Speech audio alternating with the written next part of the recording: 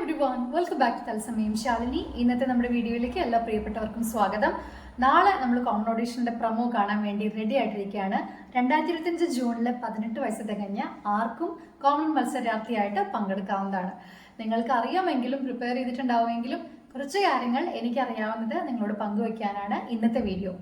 ആദ്യമായിട്ട് ശ്രദ്ധിക്കേണ്ടത് വീഡിയോയുടെ ദൈർഘ്യം പറഞ്ഞിട്ടുണ്ടെങ്കിൽ 3 മിനിറ്റും അതുപോലെ പേജിന്റെ സൈസ് 64 MB കൂടരുത് എന്ന രീതിയിൽ പറഞ്ഞിട്ടുണ്ടെങ്കിൽ അത് കൃത്യമായിട്ട് നമ്മൾ ശ്രദ്ധിക്കുക. നമ്മുടെ സെൽഫ് ഇൻട്രൊഡക്ഷൻ വീഡിയോ അത് നമ്മുടെ പ്രൊഫൈലിൽ കൂടി നറേറ്റ് ചെയ്തിട്ടുള്ള വീഡിയോയില് ആ സമയദൈർഘ്യവും അതുപോലെ തന്നെ ഫയലിന്റെ സൈസും ഒന്ന് നമ്മൾ കൃത്യമായിട്ടൊന്ന് നോട്ട് ചെയ്യാനായിട്ട് ശ്രദ്ധിക്കേണ്ടതാണ്. മറ്റു പാർട്ടിസിപ്പൻസിന് നിങ്ങളെ യുണീക്ക് ആക്കുന്ന എന്താണ്, യുണീക്നെസ് എന്താണെന്നുള്ളത് സെൽഫ് ഇൻട്രൊഡക്ഷൻ പ്രൊഫൈലിൽ ഉൾപ്പെടുത്തുന്നത് നല്ലതാണ്. അതായത് ഒരുപാട് പേരിൽ നിന്നാണല്ലോ സെലക്ട് ചെയ്യുന്നത്, ലക്ഷക്കണക്കിന് എൻട്രീസ് ഉണ്ടായിരിക്കും. അതിൽ നിന്ന് നമ്മൾ ബെസ്റ്റ് ആണെന്ന് തോന്നുന്ന ആ യുണീക്നെസ് എന്താണെന്ന് പ്രൊഫൈൽ ഉൾപ്പെടുത്താം. Big Boss Malayalam season 7 common മത്സരാർത്ഥിയായിട്ട് വരാൻ ഞാൻ ആപ്റ്റ് ആണ്, അതായത് നിങ്ങൾ ആപ്റ്റ് ആണ് എന്ന് തോന്നുന്ന റീസൺ. മുൻപത്തെ സീസണുകളിലൊക്കെ സാധാരണ ഇപ്പൊ കോമൺ കണ്ടസ്റ്റന്റ് ആയിട്ടല്ലാതെ നോർമൽ കണ്ടസ്റ്റൻസിനോടും ചോദിച്ചിട്ടുള്ള ചോദ്യങ്ങളിൽ ഒന്നാണത്. അപ്പോൾ നിങ്ങൾക്കത് സെൽഫ് ഇൻട്രൊഡക്ഷൻ പ്രൊഫൈൽ ഉൾപ്പെടുത്താവുന്നതാണ്. ദി ബെസ്റ്റ് എന്നിൽ നിന്ന് കിട്ടും എന്നുള്ളതിന് എന്താണ് നിങ്ങൾ കൺസിഡർ ചെയ്യുന്ന മേന്മ എന്നുള്ളത് ഉൾപ്പെടുത്തുന്നത് വളരെ നല്ലതാണ്. വളരെ പ്രധാനപ്പെട്ടതെന്ന് തോന്നുന്ന മറ്റൊരു കാര്യം പറയാം. അതായത് പാർട്ടിസിപ്പന്റ് നിങ്ങളുടെ സ്വന്തം പേരിൽ രജിസ്റ്റർ ചെയ്തിട്ടുള്ള മൊബൈൽ നമ്പറോ ഇമെയിൽ ഐഡിയോ മാത്രമായിരിക്കണം ത്രൂ ഔട്ട് ഈ പ്രൊസീജിയറിൽ ഉപയോഗിക്കാനായിട്ട്. മറ്റു നിങ്ങളുടെ സുഹൃത്തുക്കളുടെയോ അതല്ലെങ്കിൽ വേറെ ഏതെങ്കിലും സോഴ്സുള്ള കോൺടാക്ട് നമ്പറോ ഇമെയിൽ ഐഡിയോ ഒക്കെ യൂസ് ചെയ്യുന്നത് നിങ്ങൾ മത്സരത്തിന് ഡിസ്ക്വാളിഫൈ ആവാനുള്ള ഒരു സാധ്യത കൂട്ടും എന്നുള്ളതാണ്.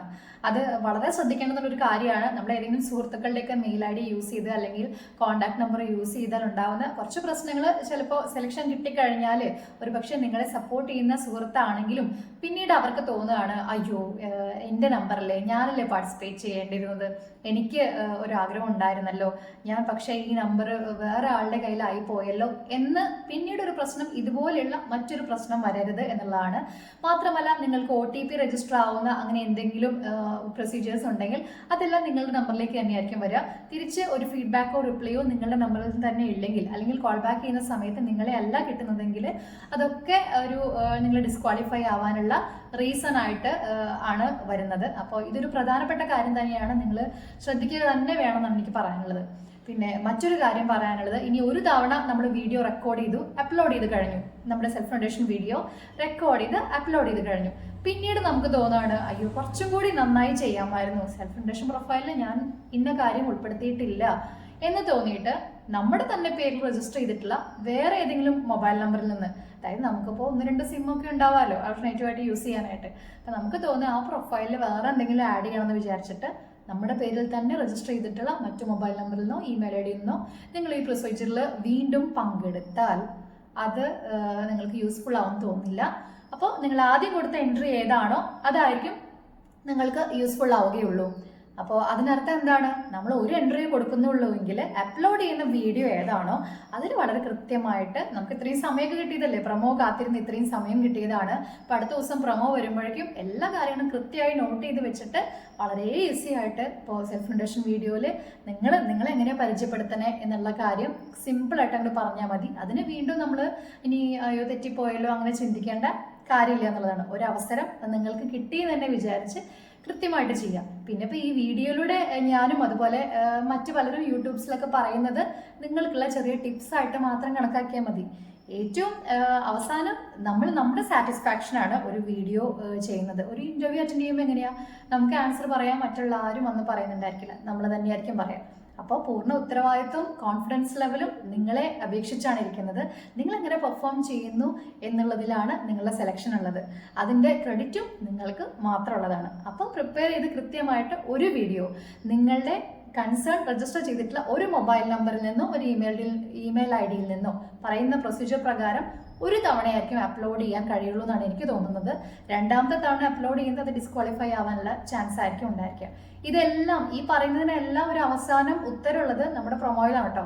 പ്രൊമോയിൽ എന്താണ് പറയുന്നത് അതാണ് നിങ്ങൾ പാലിക്കേണ്ടത്. മറ്റുള്ള യൂട്യൂബ് ചാനൽസിലോ ഇപ്പോൾ ഞാൻ പറയുന്നതോ മറ്റുള്ളവർ പറയുന്നതിനൊക്കെ ഉപരി പ്രൊമോയിൽ എന്താണ് പറയേണ്ടത് അതാണ് പറയുന്നത്, അതാണ് നിങ്ങൾ വിശ്വസിക്കേണ്ടത് എന്നുള്ളതാണ്. ഇപ്പോൾ മൈജി ഫ്യൂച്ചർ സ്റ്റോർ ഹെൽപ്പ് ചെയ്യുമെന്ന് പറയുന്നുണ്ട്. വളരെ നല്ലൊരു ഭയങ്കര ഈസ് ആയിട്ടുള്ള ഒരു പ്രോസസ്സായിരിക്കും അത്. അതായത് ഇപ്പം നമുക്ക് സ്വന്തമായിട്ടൊരു വീഡിയോ എടുത്ത് അപ്ലോഡ് ചെയ്യണം, അതിൻ്റെ ഫയൽ സൈസ് നോക്കണം, അതിൻ്റെ ടൈം നോക്കണം. ഇങ്ങനെയൊക്കെ നോക്കുമ്പോൾ നമുക്ക് അറിയില്ല, അതിനെക്കുറിച്ച് കൃത്യമായിട്ട് എടുക്കാൻ അറിയില്ലെങ്കിൽ മൈജി ഫ്യൂച്ചർ സ്റ്റോറിൽ അതിനുള്ള സജ്ജീകരണങ്ങൾ നടത്തി തരുന്നു. നമ്മൾ അറിഞ്ഞ കാര്യങ്ങൾ കൃത്യമാണെങ്കിൽ തീർച്ചയായിട്ടും അടുത്തുള്ള മൈജി ഫ്യൂച്ചറിൻ്റെ സ്റ്റോറിൽ പോകുന്നത് തന്നെയാണ് നല്ലത്. അവർ നിങ്ങൾക്ക് വീഡിയോ റെക്കോർഡ് ചെയ്യാനും അതുപോലെ തന്നെ അപ്ലോഡ് ചെയ്യാനുമുള്ള എല്ലാ സഹായവും ചെയ്തു തരും. അങ്ങനെയാണ് നമ്മൾ അറിഞ്ഞിട്ടുള്ളത്. വീണ്ടും ഒന്നുകൂടി പറയാം, പ്രൊമോ വരട്ടെ. പ്രൊമോ വന്നിട്ട് പ്രൊമോയിൽ കൃത്യമായി പറഞ്ഞിട്ടുള്ളത് എന്താണോ അത് മാത്രമാണ് നിങ്ങൾ ഫോളോ ചെയ്യേണ്ടത്. ഇനി ഈ വീഡിയോയുടെ അവസാന ഘട്ടത്തിൽ എനിക്ക് പറയാനുള്ള വളരെ വളരെ വളരെ പ്രധാനപ്പെട്ട ഒരു കാര്യമാണ്, നിങ്ങൾ സെൽഫ് ഇൻട്രൊഡക്ഷൻ വീഡിയോ അപ്ലോഡ് ചെയ്യുമ്പോൾ പാർട്ടിസിപ്പൻസ് ശ്രദ്ധിക്കേണ്ട ഒരു വളരെ ഇമ്പോർട്ടൻ്റ് ആയിട്ടുള്ളൊരു കാര്യമാണ്. നിങ്ങളുടെ മൊബൈൽ നമ്പറും ഇമെയിൽ ഐ ഡിയൊക്കെ നിങ്ങൾ കൺസേൺ നമ്മുടെ പ്രൊഡക്ഷൻ ഹൗസ് ആവശ്യപ്പെടുന്ന ആ സമയത്ത് നിങ്ങളുടെ ഇമെയിൽ ഐ ഡിയോ രജിസ്റ്റർ ചെയ്യാനുള്ള മൊബൈൽ നമ്പറൊക്കെ കൊടുക്കുമ്പോൾ വളരെ ശ്രദ്ധിച്ചു കൊടുക്കുക. ആ നമ്പറിൽ ഒന്ന് അങ്ങോട്ടും ഇങ്ങോട്ടും മാറുകയോ ഇമെയിൽ ഐ ഡി തെറ്റാവുകയോ ഒക്കെ ചെയ്തു കഴിഞ്ഞാൽ നമുക്ക് പിന്നീടുള്ള ഒരു ബാക്കപ്പ് ആയിട്ടുള്ള മെസ്സേജസോ നിങ്ങൾക്കൊരു കോൾ വരുന്നതോ കൺഫർമേഷൻ മെസ്സേജ് വരുന്നതൊക്കെ ആ നമ്പറിലായിരിക്കാം. അപ്പോൾ ഇനി മുന്നോട്ടുള്ള ലെവലിലേക്ക് നിങ്ങൾ സെലക്ട് ചെയ്തിട്ട് വിളിക്കണമെങ്കിൽ നമ്പർ തെറ്റിപ്പോയാൽ അല്ലെങ്കിൽ ഇമെയിൽ ഐ ഡി മാറിപ്പോയാൽ അത് ബുദ്ധിമുട്ടാവുന്നതാണ്. അപ്പോൾ അതുകൂടി ശ്രദ്ധിക്കുക. നാളെ പ്രൊമോ വരും തന്നെ നമുക്ക് വിശ്വസിച്ച് കാത്തിരിക്കാം. കോർണർ കണ്ടസ്റ്റന്റ് ആയിട്ട് മത്സരിക്കാൻ പോകുന്ന എല്ലാ പാർട്ടിസിപ്പൻസിനും തത്സമയം ശാലിനിയുടെ ഹൃദയം നിറഞ്ഞ ആശംസകൾ. നിങ്ങൾ മത്സരിച്ചു, ഇനിയിപ്പോൾ വീഡിയോ ഒക്കെ അപ്ലോഡ് ചെയ്ത് എല്ലാം കൃത്യമായിട്ട് നിങ്ങളും പാർട്ടിസിപ്പേറ്റ് ചെയ്തിട്ടുണ്ട് എന്നുള്ള സന്തോഷമൊക്കെ നമ്മുടെ ചാനലിൽ കഴിയുമെങ്കിൽ ഒന്ന് കമൻസ് ആയിട്ടൊക്കെ രേഖപ്പെടുത്തുക. എന്തെങ്കിലുമൊക്കെ സംശയങ്ങളൊക്കെ ഉണ്ടെങ്കിൽ എനിക്കറിയാവുന്ന കാര്യങ്ങൾ ഞാനും നിങ്ങളായിട്ട് ഷെയർ ചെയ്യുന്നതാണ്. അപ്പോൾ തത്സമയം ശാലിനി ഇതുവരെ സപ്പോർട്ട് ചെയ്ത ഞങ്ങളുടെ പ്രേക്ഷകരെ തുടർന്നും നമ്മളെ സപ്പോർട്ട് ചെയ്യണമെന്ന് റിക്വസ്റ്റ് ചെയ്യാണ്. ചാനൽ ആദ്യമായിട്ട് കാണുന്നവരാണെങ്കിൽ, നമ്മുടെ വീഡിയോ ഒക്കെ ആദ്യമായിട്ട് കാണുന്നവരാണെങ്കിൽ തത്സമയം ശാലിനി സബ്സ്ക്രൈബ് ചെയ്ത് നിങ്ങളുടെ പ്രിയപ്പെട്ടവരിലേക്ക് കൂടി ഷെയർ ചെയ്ത് ഇഷ്ടപ്പെടുകയാണെങ്കിൽ നമ്മുടെ ചാനലിലെ വീഡിയോസ് ലൈക്ക് ചെയ്തിട്ട് നിങ്ങളുടെ വിലയേറെ അഭിപ്രായങ്ങൾ രേഖപ്പെടുത്തുമെന്ന് കൂടി റിക്വസ്റ്റ് ചെയ്യാണ്. കൂടുതൽ വിശേഷങ്ങളൊക്കെ ആയിട്ട് നമുക്ക് ബിഗ് ബോസ് മലയാളം സീസൺ 7 വാർത്തകളായിട്ട് വീണ്ടും കാണാം. This is me Vijayashalini signing of.